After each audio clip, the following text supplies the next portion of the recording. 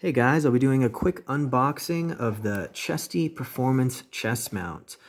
So of course this goes with a GoPro. You attach it there in the center and allows you to get that first-person view camera look. So I haven't opened this yet.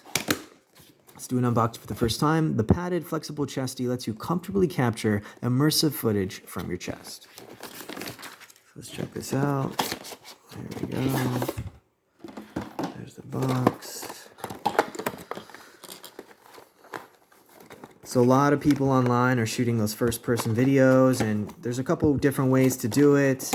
I went ahead and got the Chesty because I've got the GoPro, and of course I'm making that kind of video right now. So here it is. I guess this is the straps for it. That's the mount. So I'm sure that the GoPro attaches here, and it's basically just a little vest that you put on. Looks like it's got some padding there in the chest, like a mesh type padding, which is nice. And it gives a little stability to the camera because it's got a little bit of a soft cushion there.